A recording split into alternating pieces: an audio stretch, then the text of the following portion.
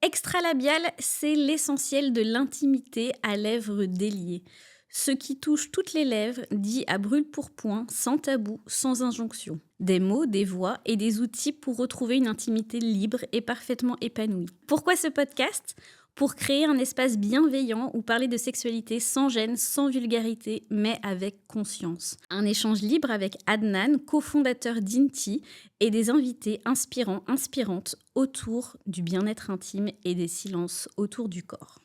Edwige, bonjour, merci beaucoup et bienvenue surtout dans Extralabial. Tu me fais un énorme honneur en acceptant de venir jusqu'à Bruxelles pour enregistrer ce podcast alors que tu attends un petit miracle bientôt. Donc Exactement. merci beaucoup. Merci à toi, Adnan, de m'avoir invitée. Je suis ravie d'être ici et bon, c'est un plaisir, donc voilà, pas de problème. Mon bébé et moi, on est là pour répondre à toutes tes questions. Fantastique, merci beaucoup. Alors aujourd'hui, moi j'aimerais bien continuer. En fait, quand on s'est rencontrés à Paris, on a pu donc discuter d'Inti Essentials et j'ai pu te présenter notre marque, un peu nos valeurs, notre concept, un petit peu notre étude. Et j'aimerais bien en fait revenir sur un point fondamental en fait dans cette étude par rapport à l'anxiété. Ouais. Et par rapport à l'incommunicabilité des difficultés sexuelles, j'aime bien utiliser ce terme plutôt que de parler de dysfonction. Quand quelqu'un en fait a des difficultés dans sa vie sexuelle, dans sa vie intime, dans le sondage qu'on a réalisé avec BVA, on s'est rendu compte qu'il y avait très très peu de personnes qui en référaient déjà un professionnel de santé, en l'occurrence une sexologue, un sexologue ou sexothérapeute. Et on s'est rendu compte que le chiffre était relativement bas, donc il y a seulement 1% des personnes répondantes ont dit en parler et en référer. Et quand on ramène ça par exemple au partenaire, à la partenaire, on est, je crois, à quelque chose comme un tiers en fait des personnes Oui. répondantes. C'est assez faramineux, cette Ouais. espèce de gap, ce silence qu'il y a autour de l'intimité. Qu'est-ce que tu en penses ? La communication, déjà, dans le couple, c'est déjà quelque chose qui est parfois tabou, parfois compliqué de parler des choses qui ne vont pas ou qui ne vont pas comme voilà, on aimerait que ça marche. Alors, quand il s'agit de la sexualité, là, on est encore sur l'ultra tabou. Parce que on a toujours l'impression que si l'autre a des difficultés, on a une part de responsabilité. Donc, il y a souvent le conjoint, la conjointe qui n'ose pas exprimer ses difficultés de peur peut-être de froisser l'ego de l'autre ou de remettre en question des compétences sexuelles ou autres. Et du coup, on se tait. On garde cette douleur, voilà, cette appréhension de la sexualité, enfin tout ce que ça peut impliquer. Alors, il y a des difficultés qui se voient plus que d'autres, évidemment, mais voilà, on en fait un tabou et puis après, on rentre dans le cercle vicieux d'une sexualité qui est peu épanouissante, voire sans aucun plaisir. Tout à fait. C'est très juste et très judicieux ce que tu dis, mais si on devait un petit peu catégoriser toutes les formes d'appréhension, d'anxiété, d'angoisse qui sont liées à l'intime, est-ce que tu pourrais simplement en résumer quelques-unes, quelques causes en réalité ? Oui. Qu'est-ce qui provoque tout ça, d'après Alors, toi ? il y a la fameuse anxiété de performance qui est certainement la plus connue, qui est, elle, directement en lien avec la sexualité, parce qu'on manque d'éducation, on manque de connaissances, on s'imagine qu'il y a forcément des cases à cocher pour que le rapport sexuel soit considéré comme valide, bon, etc. Et donc, on se met tout de suite, bien avant d'être dans le moment intime et qui est censé quand même être un moment de déconnexion, voilà, des objectifs qui feraient de nous un bon coup, un mauvais coup, etc. Donc, on arrive avec quand même déjà des choses à faire, des choses à cocher, et on n'est pas du tout dans le moment présent. Oui. Et on va vraiment aller vers la performance plutôt que dans la connexion, l'exploration, voilà, l'intimité et la complicité qu'on peut avoir dans ces moments-là. Donc ça, c'est souvent, malheureusement, le plus grand éducateur sexuel au monde, c'est les films Je pornographiques. savais que tu allais en parler. Voilà, c'est les films pornographiques qui nous font croire qu'il faut des sexes de 25 centimètres, des corps parfaitement lisses, sans poils, qu'il faut forcément jouir à chaque rapport et avoir des érections de 2 heures. Tout ça biaise complètement ce qu'est le sexe de la vraie vie.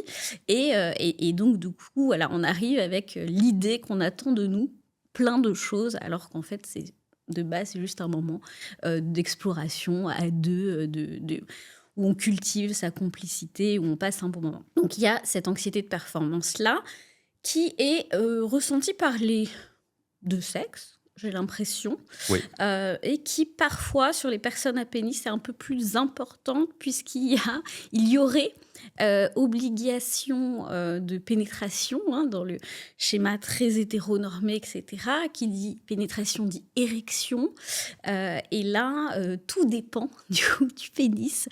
On remarque quand même que cette anxiété de performance, elle impacte énormément la qualité de l'érection et aussi la rapidité ou d'ailleurs la lenteur de l'éjaculation. oui. D'ailleurs, permets-moi de t'interrompre, Oui, mais bien sûr, bien par sûr. rapport à cette question, je trouve que c'est assez fondamental parce que on a justement, dans l'imaginaire collectif et dans la codification qu'on peut avoir d'un rapport sexuel, effectivement, on a ce script sexuel dominant, donc qui est véhiculé par le porno mainstream, où le rapport sexuel commence avec des préliminaires qui sont souvent expédiés. Bon, j'aime pas le terme Oui, préliminaire, mais c'est ce que tout le oui, monde oui. reconnaît comme préliminaire, donc sexualité non pénétrative expédiée, puis position, donc les positions classiques qui sont en fait souvent d'ailleurs à la faveur de la personne qui pénètre plutôt que la personne qui est pénétrée. Souvent. Et puis le rapport se termine avec une éjaculation. Voilà. Voilà, donc là c'était un peu la difficulté. Et donc en fait, ce genre de scripts sexuels sont effectivement problématiques pour les deux personnes de part et d'autre Bien sûr. quand on parle d'un couple hétéro-cisgenre. Mais quand on est dans une logique, en fait, ne penses-tu pas que l'information elle-même est source d'anxiété parce qu'elle est peu représentative d'une diversité ou de de l'existence même de plusieurs scripts sexuels et de plusieurs chemins. En Voilà, fait, ce script, c'est le script du coït de la reproduction. voilà, C'est pas du tout le script du plaisir. tout à fait. Ni pour l'un, ni pour l'autre. Mhm. Parce qu'il y en a un qui va se convaincre que c'est la seule façon d'avoir du plaisir et qui va donc y aller un petit peu, j'ai envie de dire, bêtement, voilà, pour obtenir ce résultat qui serait l'éjaculation, qui n'est pas toujours associée à un orgasme, mais la plupart du temps quand même. Et puis l'autre qui va s'imaginer que pour être dans le bon rôle et faire ce qu'on attend d'elle ou de nous, c'est forcément de recevoir cette pénétration. Or, il s'avère que c'est pas forcément ce qui est le plus jouissif, ni pour l'un ni pour l'autre. Les études le montrent, en tout cas pour les personnes qui ont un clitoris. Il n'y a que 6% des personnes qui peuvent avoir un orgasme avec la pénétration seule. Donc, c'est quand même vraiment peanuts, Relativement peu, oui. j'ai envie de te dire. Et donc, ça empêche, en fait, ça enferme tout le monde dans ce schéma qui n'est pas le plus intéressant. Il y a une phrase que j'adore de Martin Page qui dit « Si la sexualité est une question de plaisir, les femmes seraient moins pénétrées et les hommes le seraient davantage. » Tout à fait. Et cette phrase, elle est tellement... Enfin, moi, quand je l'ai entendue, j'avais pas encore... je travaille pas sur les réseaux sociaux, etc. Je faisais déjà de la sexo, mais elle a fait effraction dans ma tête. Je me suis dit, mais purée, c'est si vrai. Et on a l'impression que ce schéma qu'on nous a appris, qui est vraiment celui juste de la reproduction, il nous coupe le champ des possibles de la sexualité et il nous met dans une routine qui, en fait, fait que tout le monde se fait chier, quoi. Ouais. En réalité, moi, si je devais un peu résumer le fond de ta pensée, et je te rejoins complètement là-dessus, les scripts sexuels actuels sont anxiogènes, en fait, pour quelqu'un qui est en apprentissage ou en devenir dans sa vie intime. Et en fait, l'accès à une information qui serait plus objective, plus juste, plus neutre, plus scientifique peut-être, permettrait aux personnes de déconstruire justement toutes ces idées préconçues qu'on a sur quelque part la finitude d'un rapport sexuel ou la complétude d'un rapport sexuel basé sur je ne sais quel type de performance. Et donc, moi, je voudrais aussi peut-être qu'on parle de cette notion de circlusion qui, je trouve, Oui. a une dimension très, très intéressante d'empouvoirment pour les personnes, en tout cas, qui sont pénétrées, parce qu'on n'est plus du tout dans cette logique de j'accueille passivement et j'attends. De domination, finalement. Oui, de cette espèce Dominant-dominé. voilà, de rapport un peu qui est problématique et de passif-actif. Et donc, c'est ce genre de choses aussi qui scriptent aussi même les rapports de personnes d'autres orientations Oui. sexuelles. Cette notion même, en fait, pour moi, pourrait aider, contribuer, donc juste par pour moi, savoir, c'est pouvoir. Et en matière de sexualité, ça l'est davantage. Maintenant, on va peut-être en parler après, mais comment doser ce savoir pour ne pas justement Ouais, basculer en trop de savoir. ça c'est intéressant. Mais savoir, c'est pouvoir. Et donc, ne penses-tu pas que lorsqu'on est au fait de ce qui va se passer concrètement en fait dans son corps et comment son corps fonctionne, donc notamment le rôle par exemple du clitoris dans le relâchement de la musculature lisse du vagin pour pouvoir justement permettre éventuellement une pénétration ou un peu plus de plaisir. Est-ce que tu peux nous parler un petit peu plus de cette connexion justement esprit-corps dans ce sens-là? Oui. Bah, enfin, pour tout, l'esprit et le corps sont liés. Et en matière de sexualité, je dis souvent que le premier organe sexuel, c'est le cerveau.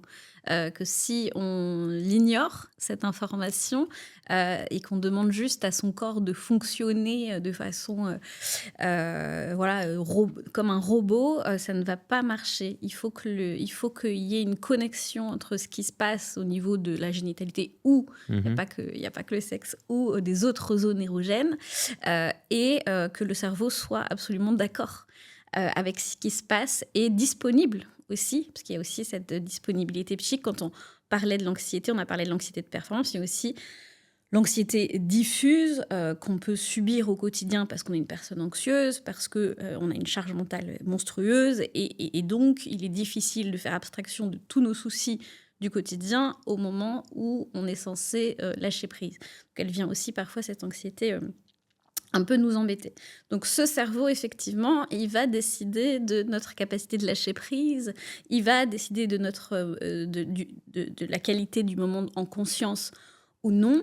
Et c'est important de savoir si déjà on est dans des bonnes dispositions psychiques pour avoir un rapport sexuel, parce que parfois, on y va de façon un petit peu mécanique, parce que peut-être on en a envie, et j'espère, évidemment, mais parce qu'il faut cocher la case du rapport sexuel hebdomadaire, parce que on ne sait pas communiquer avec sa partenaire, cette peut-être non-envie du moment, et se dire parfois, peut-être là, je ne suis pas forcément disponible psychiquement, Oui. et encore moins disponible pour ce schéma dont on parlait tout à l'heure, à savoir vraiment ce script des préliminaires qui seraient expédiés, voilà, rapport pénétratif, éjaculation, dodo.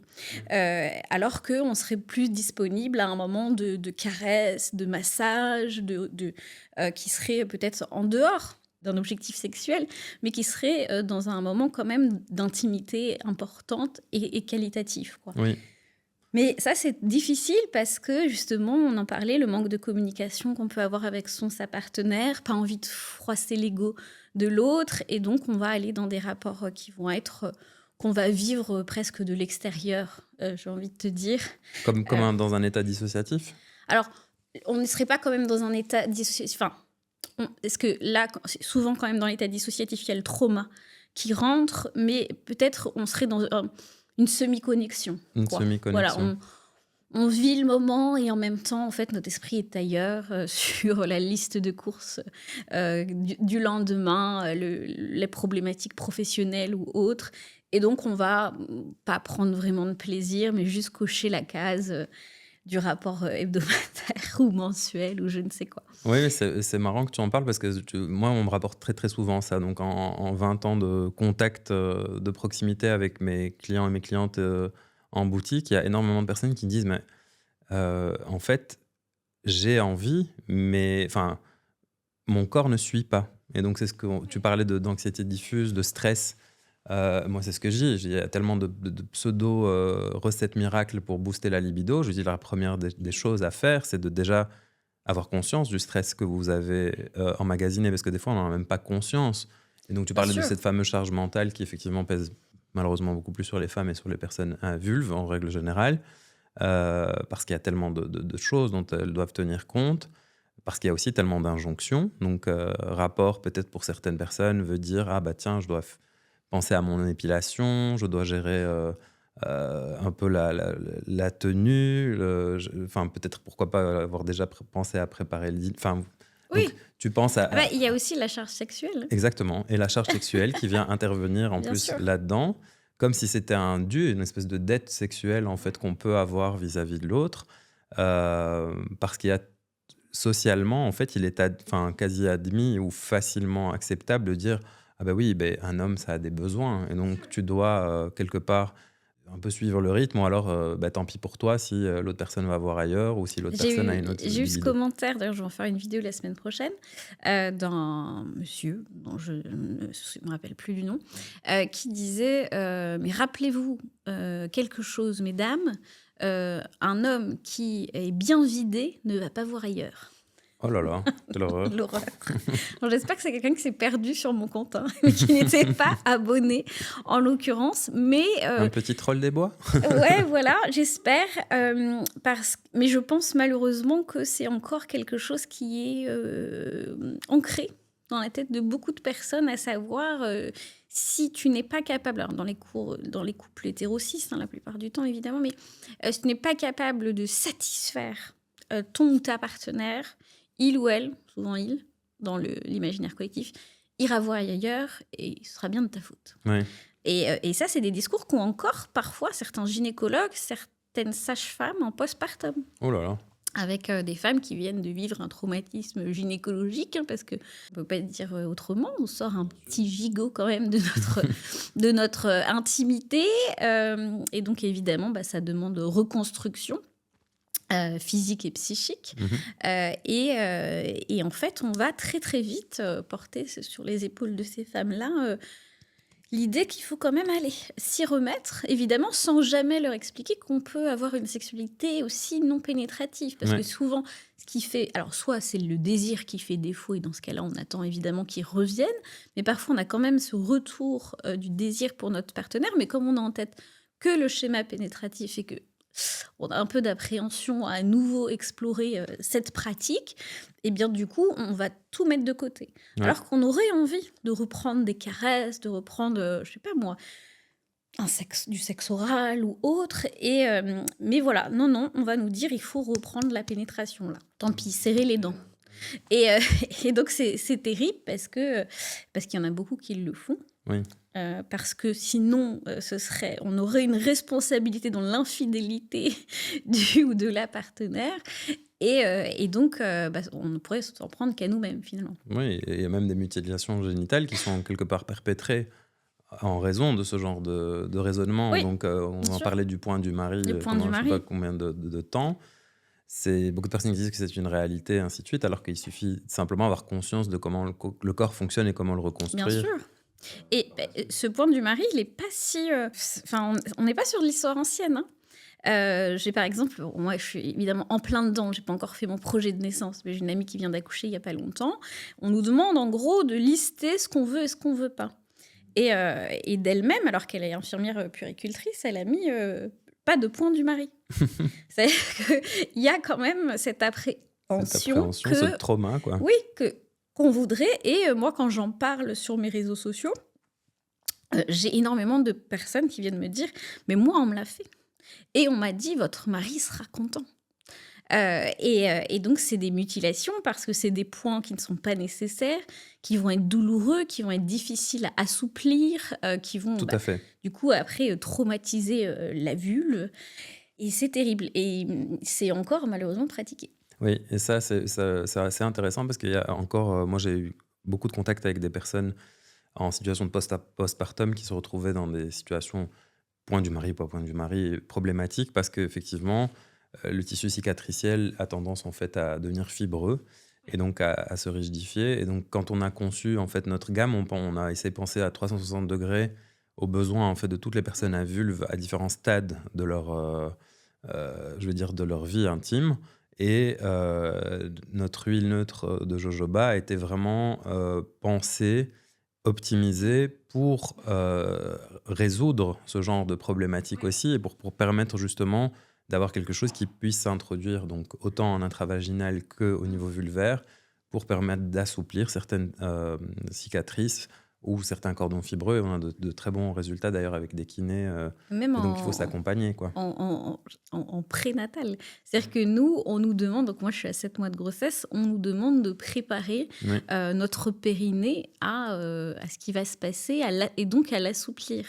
Et votre huile, elle est parfaite pour ça. C'est-à-dire que on doit de nous-mêmes, en fait, voilà, assouplir ce point. Donc, en fait, je rappelle que le périnée, c'est pour les personnes à vulve, le bas de la vulve et l'anus, à peu près, pourrait que les gens arrivent à le situer. Et puis, entre les bourses et l'anus pour les personnes à pénis. Et du coup, on a besoin, voilà, de préparer, en fait, ce moment, j'ai hyper hâte, d'écartement, oui, pour limiter le risque de déchirure. Et donc, si on nous demande, nous, en prénatal, déjà d'avoir ce réflexe de se masser, d'assouplir, c'est effectivement que c'est très précieux. oui, tout à fait. Ça peut justement limiter le risque de déchirure.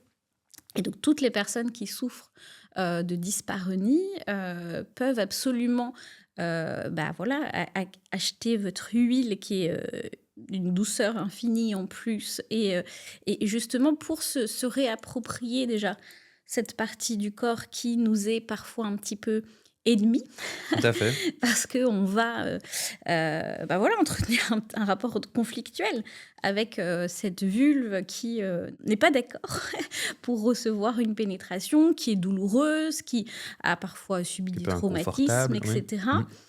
Et voilà, qui peut être aussi inconfortable. Et donc, de se faire des automassages, soit, peu importe qu'on ait ou qu'on n'ait pas le projet d'avoir un enfant, mais juste pour avoir ce moment de reconnexion positive avec sa génitalité, il est hyper important. Oui.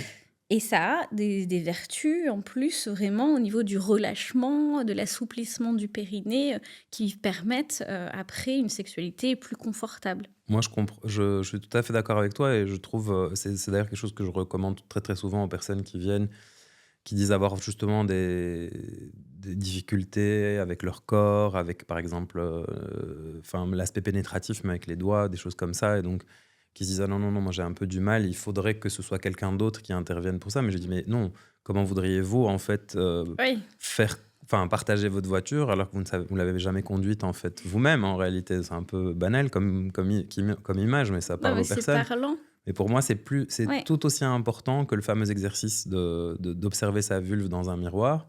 Donc là, effectivement, c'est une connexion visuelle et donc c'est important parce que ça complète un peu le schéma corporel. Et C'est un peu la moi, je trouve que c'est rencontre. fondamental. Voilà, exactement.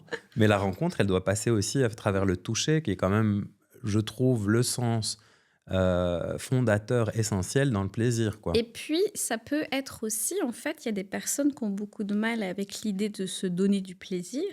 On n'est pas forcément dans cette idée de plaisir. Mhm. On est plutôt dans l'idée de découverte. Ouais. Donc, on peut, moi, quand je fais mes massages pour essayer d'assouplir mon périnée, on n'est pas dans une conduite masturbatoire. On est dans quelque chose du soin, De de conscient. l'ordre du soin, du conscient, etc. Moi, voilà, je fais mon exercice un petit peu, si tu veux. Et donc, si voilà, on est mal à l'aise à l'idée de se donner du plaisir, il y a des personnes, parce que l'éducation, parce que la religion, parce que les idées reçues, enfin plein de Mhm. choses, fait qu'ils sont mal à l'aise à l'idée de se donner du plaisir seul. On peut le faire dans une démarche de bien-être et de rencontre, mais pas de plaisir. Exactement, comme un massage. Pour Voilà, détendre, on a une zone contracturée, ben, on va la exactement. détendre, on va la masser, on va la chouchouter. Thérapeutique. Exactement. Donc on peut aussi s'autoriser à penser ça et se dire, bon, j'ai une souffrance, voilà, quand on a un petit bobo, on se soigne en général, mais bon, dès que ça concerne la génitalité, on laisse un peu de côté, quoi. Ah non, c'est clair. Et il y a aussi peut-être un moment de connexion qui peut être fondamental et qui est quotidien, en réalité. Transformer simplement le rituel de la toilette intime en un espèce de moment plus câlin, plus douceur, plus attentif, plus positif, plutôt que de Bah, l'expédier, on ça on pourrait être aussi une on a façon. quand même aujourd'hui, encore plus, période de glass skin coréenne et autres, des routines pour la peau du visage qui sont en 5 étapes, hein. Donc, on est quand même capable ou pour les cheveux, moi je dis ça avec mes cheveux bouclés, c'est un travail monstre. Pourquoi est-ce qu'on met toujours de côté, notre vulve qui en plus, bah, est en partie muqueuse et donc a besoin, de soins. Ouais. Donc, pourquoi on n'aurait pas une petite routine, une vulve care en 2 étapes, voilà, pour, simplement avoir un confort, un bien-être intime. Ouais, ça, je me permets de rebondir là-dessus parce que effectivement, il y a beaucoup de personnes. Quand on a en fait développé la gamme, il a été question de développer un nettoyant intime doux, et on s'est dit, est-ce qu'on le fait ou est-ce qu'on le fait pas? Parce qu'on a toujours dit aux personnes qu'on pouvait utiliser amplement juste de l'eau en, en externe. D'ailleurs, on avait appris pour les chiffres du sondage qu'on avait réalisé que 54% des personnes sondées continuent à pratiquer la douche vaginale. Donc c'est quand même Oh! assez hallucinant. Ah par contre oui, c'est Heu, énorme. oui, oui, donc moi aussi OK. j'étais un peu, horrifié, mais bon, c'est une réalité, et l'autre réalité, c'est qu'il y a de plus en plus de personnes qui ont justement recours à des produits parfumants, et donc ça, c'est une forme aussi d'anxiété, encore une fois, qui est liée à l'aspect un peu, cosmétique Mmh. enfin, au-delà de l'apparence de la vulve, mais aussi de son odeur et de comment elle est censée, être présentée, donc c'est fou, quoi. Tant qu'à stigmatiser, les personnes à vulve aussi, et véhiculer l'idée que, la vulve sentirait, le poisson, quoi. Il y a quand Ouais, même, carrément une marque, voilà, dont j'ai pas le nom et heureusement, qui a quand même affiché, je crois que c'est il me semble que c'est des petites sardines oh mon en Dieu, en rang pour dire: «Bah, vous en avez marre d'avoir, des sardines dans votre culotte, ouais. et bien mangez nos gummies à l'ananas», quoi, voilà. Ah oui, Alors oh là là, oui, donc ça va. c'est quand même terrible parce que en fait, si, l'unique raison qui fait que la vulve a une odeur, de poisson, donc ce qui est rarissime, mais c'est qu'il y a, Vaginose une bactérienne. une vaginose bactérienne et que là, en fait, il faut pas manger des gummies à je ne sais quoi, il faut absolument consulter. Mmh. En dehors de ça, la vulve, elle a une odeur de vulve tout simplement, elle n'a pas besoin d'être récurée dans tous les sens et encore moins d'être parfumée. Il y a rien de pire de toute façon que de vouloir masquer une odeur, hein. En général, c'est vous voyez, peut-être pour le quotidien, pour imager, c'est très chic, mais comme les gros parfums dans les toilettes là, hein, vraiment, au final, c'est quand même terrible. Donc s'il y a une odeur vaginale, vulvaire, particulière, inhabituelle, il faut consulter. C'est Tout à quelque fait. chose qui dysfonctionne. En dehors de ça, une petite toilette suffit parce Mmh que mh. évidemment, bah, la journée, on transpire, ici, un endroit aussi où il y a où la peau se régénère, donc il y a des cellules mortes et cetera. Donc oui, on peut, faire une toute petite toilette intime et puis c'est reparti, quoi. Tout à Mais fait. surtout, ne jamais appliquer de parfum dans cette zone qui est particulièrement fragile, sensible, qui peut vite se déséquilibrer et c'est là où, heureusement qu'on a des produits comme les vôtres qui sont, complètement adaptés au pH, de la zone et c'est quand même, alors oui, on dit souvent que seule, de l'eau suffit pour nettoyer, la vulve. Hem, Malgré tout, quand on est infirmière comme moi, on sait quand même que, la mousse, donc les produits moussants, ont, une activité mécanique de nettoyage qui est quand même, heu, un peu plus efficace que juste de l'eau. On a aussi des petits dépôts, hein, le smegma, ça concerne tout le monde, et donc un produit en revanche adapté qui n'est pas le gel douche, parce qu'en fait, la plupart du temps, notre gel douche est ultra parfumé, parce qu'on adore sentir bon et d'ailleurs, on nous demande de sentir bon toute l'année. Et donc du coup, en général, c'est pas adapté au pH. D'avoir un produit intime comme le vôtre, avec le bon pH, qui va pouvoir permettre, voilà, d'évacuer les cellules mortes, le smegma, ça, bah, c'est ça c'est pareil dans la routine, du quotidien, on a des produits pour les cheveux, le visage, le corps et donc bah, l'intimité aussi, quoi. Oui, qui ne sont pas adaptés justement à ces zones-là, parce qu'il y a beaucoup de personnes qui disent: «Ah bah oui, moi j'utilise un savon naturel», mais c'est ce que je dis toujours, les tensioactifs qui sont présents, par exemple, dans le savon, dans un savon de Marseille ou dans un savon d'Alep même naturel, sont des tensioactifs qui sont relativement forts et donc qui vont littéralement enlever la couche sébacée. Certes, ils sont relipidants parce qu'ils sont souvent faits à base d'huile et donc du coup, ça aide à restaurer cette couche lipidique par la suite. Mais les tensioactifs au niveau de la vulve, ça peut être vraiment très, très... Mmh. s'ils sont pas Dans les faits, adaptés, c'est quand même assez chiant, voilà, ce ça peut... type de... Exactement. Donc ça assèche. Et l'idée, c'est que aussi, il y a beaucoup de personnes qui sont simplement agressées parce qu'on prend des traitements médicamenteux ou parce que on a une pratique, par exemple, sportive qui fait qu'il y a justement des traumas, des choses comme ça, micro-traumas, on va dire, au niveau vulvaire. Et donc, reprendre des bons gestes et donc avoir, par exemple, on a développé le baume exprès pour les personnes qui avaient des grosses problématiques d'inconfort, d'irritation, de douleur, comme le baume à lèvres du dessus, mais pour les Oui, lèvres c'est du ça. dessous. J'aurais dû mettre ce matin. avec, ouais, tu vois, avec une formule minimaliste, ça marche très très Oui. bien. Et ça enlève en fait tout cet inconfort qui lui-même aussi peut être une forme d'anxiété parce que comme on n'a plus justement Bah, ce, on ce sait. rapport. On sait en général, hein, quand il y a quelque chose qui ne va pas, Mm, c'est quand même une zone extrêmement sensible. Quand on sait que voilà, on manque de confort vulvaire et que du coup, possiblement, bah, il y a pas même tous ces petits dépôts sont nécessaires hein, pour la lubrification. Le smegma, il est aussi là pour aider à lubrifier, etc. Et que, ou alors tout simplement que on fume beaucoup, on s'hydrate pas assez. Il y a plein de choses qui font que, de toute façon, on la peut avoir contraception, des la fois. contraception, enfin, tout ce qui est hormonal, Oui, qui tout est à fait. terrible. Et bien, d'avoir un petit baume adapté qui va permettre d'avoir déjà en journée, en dehors de la sexualité, mais juste un confort, bah, c'est hyper important. Et puis après, ça fait en sorte qu'on est un petit peu plus confiant, confiante quand on va aller... voilà. Non, mais c'est intéressant cette notion de confiance parce que tu en parles, enfin, c'est à juste titre, dans la mesure où quand on se sent bien dans son intimité, dans sa génitalité, je crois que allez, l'assurance ou la confiance en soi est décuplée. Moi, je vois juste simplement les personnes qui se sentent bien dans leur dessous, littéralement, Oui. qui ont de la super belle lingerie, pourtant personne ne la voit, ben, vont avoir une espèce d'aura, une espèce Ah de bah, la connexion. lingerie, qu'elle soit utilisée, à visée, de rapport intime ou pas du tout, juste pour, nous, c'est, un accessoire de confiance en soi. Ouais. Il y a des personnes qui s'en tapent la coquillette et puis il y a des personnes pour qui, voilà, on va, juste aller travailler, et personne ne va voir ce qui se passe en dessous. Mais nous, on sait qu'on porte, un ensemble dans lequel on se sent bien, qui nous va bien, et cetera et ça donne comme ça confiance, Ouais. une certaine «assurance» entre guillemets, Pareil pour les routines bien-être intime qui permettent aussi quelque part d'avoir un peu ce moment de connexion, cette sensation de bien-être qui est physique, hein, parce que si c'est réhydraté bien et sûr. voilà, et qu'on n'a pas de zone qui tiraille, et ainsi de suite, ben, on se sent vachement mieux. Et puis pourquoi pas, ça peut peut-être éveiller aussi un chemin de désir quelconque et que ça peut peut-être Bah, donner je envie, pense que quand on justement, est en paix avec, notre sexe, tout est beaucoup plus simple, hein. clairement. C'est le moment où je pose toujours la question, donc c'est un peu récurrent dans ce podcast.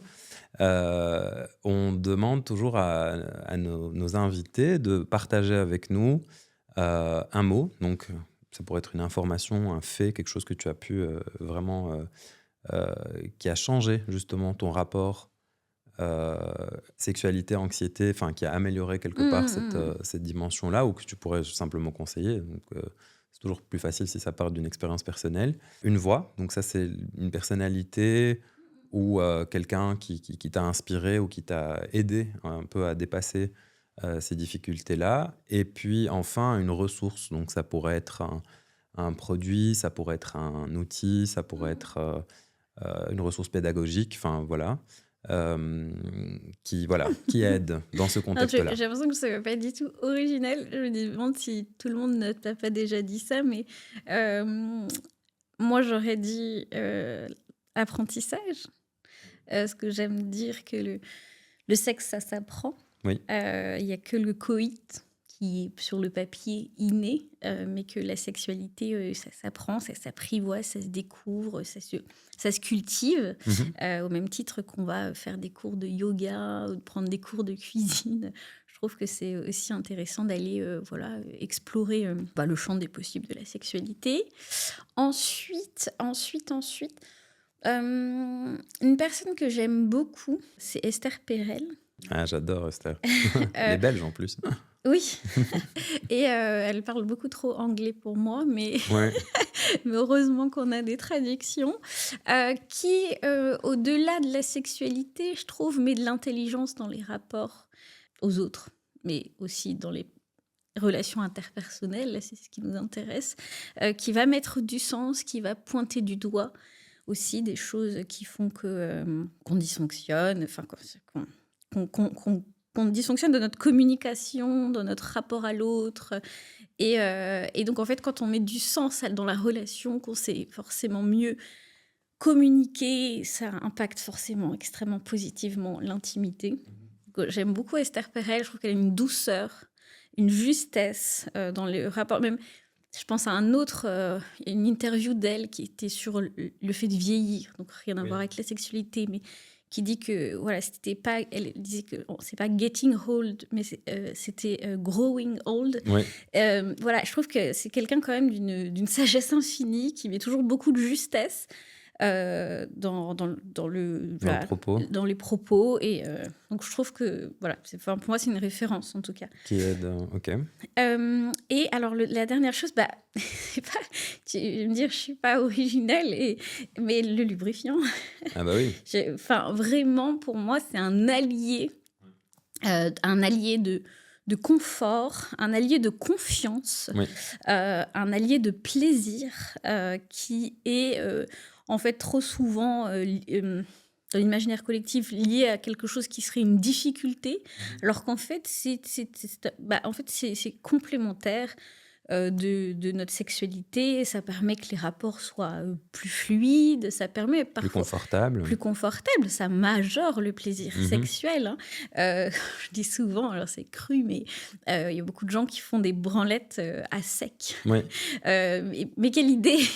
Quand on fait un massage ou à quelqu'un, on va toujours mettre une petite huile, un petit produit qui va rendre le geste fluide. Et il faut absolument l'intégrer dans les pratiques masturbatoires des uns et des autres, hein. D'ailleurs, peu importe le sexe, mais donc voilà, je trouve que d'avoir son lubrifiant, évidemment, de qualité, parce qu'on sait qu'il y a beaucoup de produits qui sont pas qualitatifs. Mais donc votre lubrifiant dans la table de nuit, voilà, ça assure que si on n'est pas dans le moment présent parce que on est un petit peu parasité, on sait que ça va parasiter la lubrification, eh bien on Exactement. sort le lubrifiant, on met 2-3 gouttes et hop, tout de suite, on se sent plus à l'aise et le rapport est fluide et plaisant. Voilà, je trouve que ça enlève une charge mentale quelque part Tout à aussi, fait. de l'avoir toujours pas loin. Pour les premières fois, n'en parlons pas, hein, c'est un indispensable. La contraception Le et le lubrifiant adapté. lubrifiant adapté. Donc vraiment, moi, je jure que par le lubrifiant, mais je trouve que c'est l'accessoire qu'on doit... S'il y a un accessoire qu'on doit avoir dans la sexualité, c'est bien un lubrifiant, et un Ouais. bon lubrifiant. Un bon lubrifiant, c'est important de le dire parce qu'effectivement, des fois, ça pourrait être aussi source de d'autres problématiques parce que moi, j'ai beaucoup de personnes qui, justement, à un moment ou à un autre, se sont dit ah bah tiens, le lubrifiant, ça va être la panacée parce que quand ils vont voir des professionnels de santé, on leur dit lubrifiant à base d'eau, lubrifiant à base d'eau. Ouais.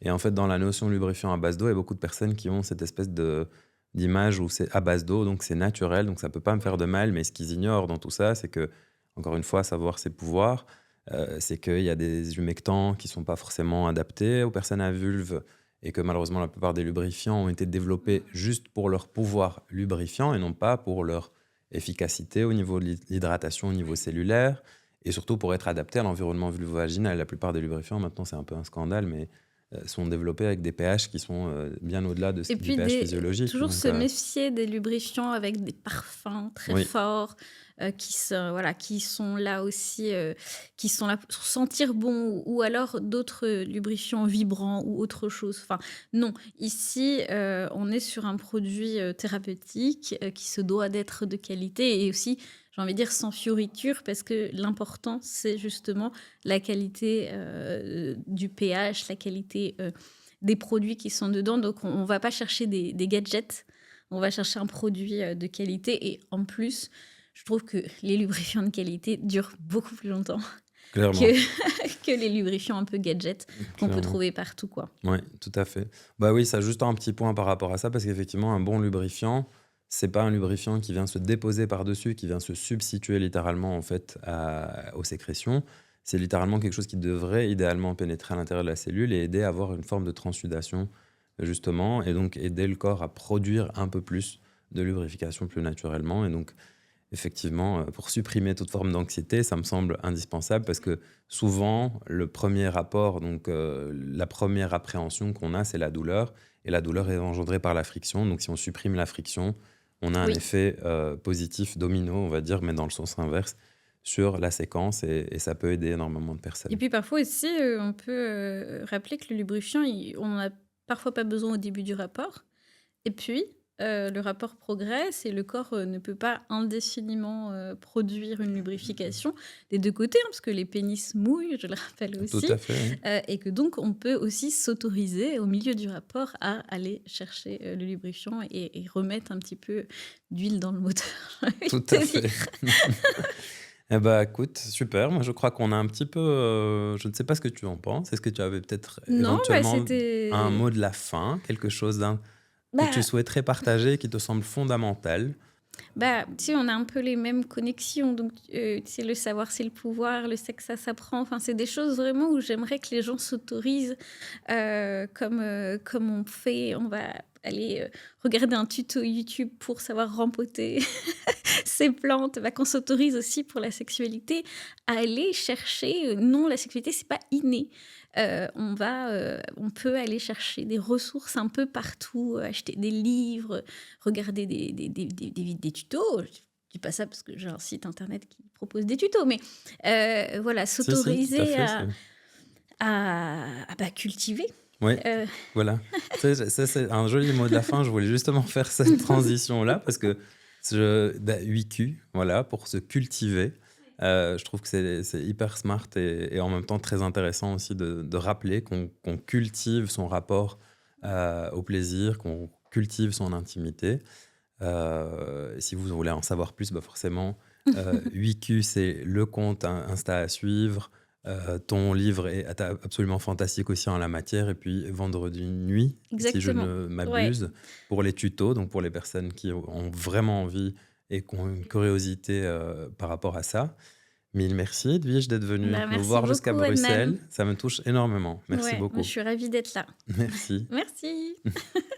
Merci d'avoir écouté Extra Labial. Si ces paroles vous ont touché, éclairé ou interrogé, partagez-les pour qu'on n'ait plus jamais à la fermer sur ce qui nous concerne intimement. À très bientôt pour un nouvel épisode, tout aussi extra labial.